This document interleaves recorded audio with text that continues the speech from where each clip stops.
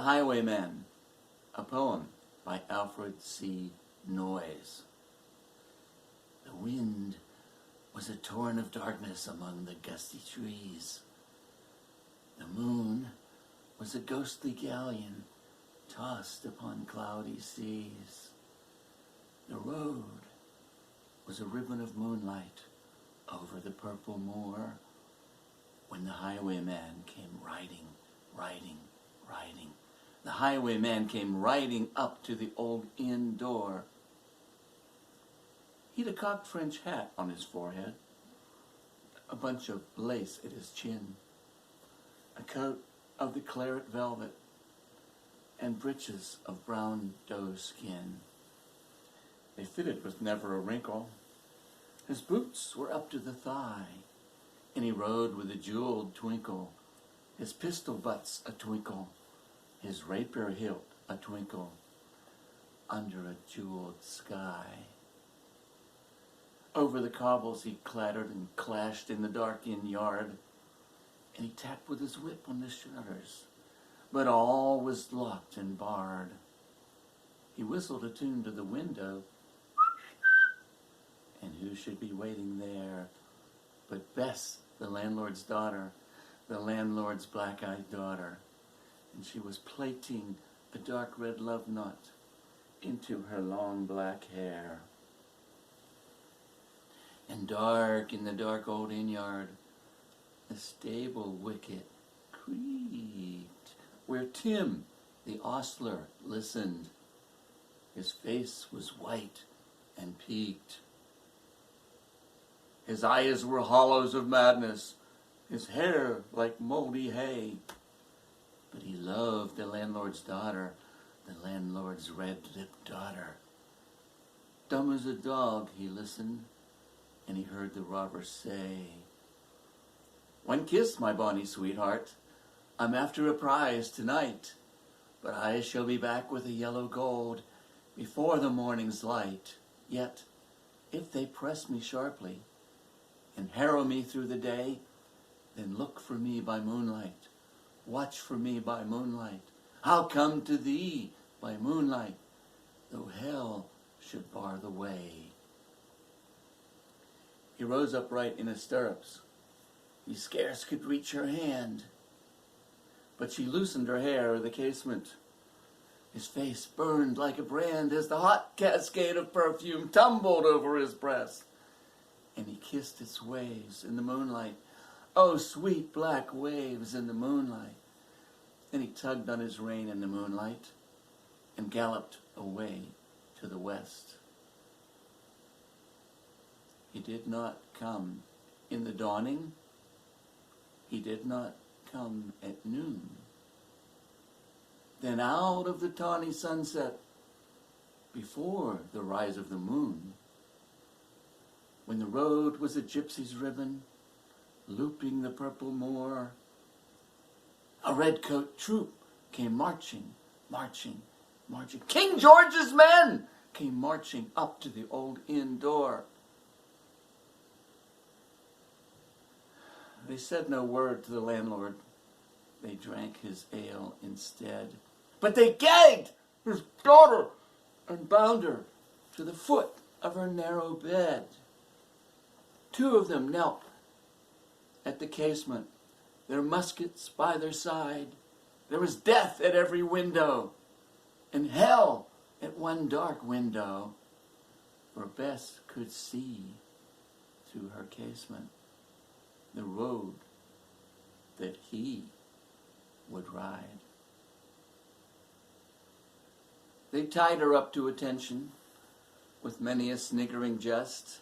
They bound a musket beside her with the barrel beneath her breast. Now keep close watch, and they kissed her. And she heard the dead man say, "Look for me by moonlight. Watch for me by moonlight.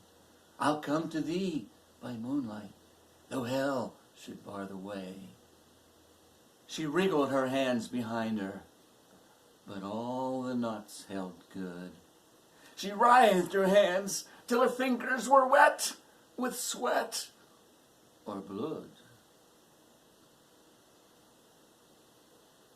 She stretched and strained in the darkness. The hours crept by like years. Till now, on the stroke of midnight, cold on the stroke of midnight, the tip of one finger touched it. The trigger, at last, was hers. The tip of one finger touched it. She strove no more for the rest. Up, she stood up to attention, with the barrel beneath her breast. She would not risk their hearing. She would not strive again. For the road lay bare in the moonlight, blank and bare in the moonlight, and the blood of her veins in the moonlight throbbed to her love's refrain. Cluck, cluck, cluck, cluck in the distance, the horse hoofs ringing clear. Cluck, cluck, cluck, cluck. Could they hear it? Were they deaf that they could not hear? Down the valley of moonlight, over the brow of the hill, the highwayman came riding, riding, riding. She stood up straight and still. Cluck, cluck in the frosty moonlight, cluck, cluck in the echoing night. Nearer he came and nearer. Her face was like a light. Her eyes grew wide for a moment. She drew one last deep breath. Then her finger moved in the moonlight. Her musket shattered the moonlight, shattered her breast in the moonlight, and warned him with her death. He turned, he spurred away to the west. He did not know she stood, bowed with her head over the musket, drenched in her own red blood. Not till the dawn he heard it.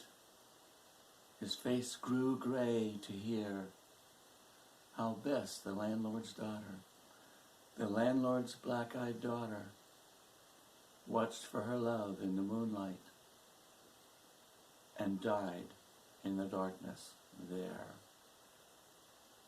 Back he spurred, back like a madman, shrieking a curse to the sky, with the white road smoking behind him and his rapier brandished high. Blood red were his spurs through the golden noon. Wine red was his velvet coat. When they shot him down in the highway, down like a dog in the highway, and he lay in his blood on the highway with a bunch of lace at his throat.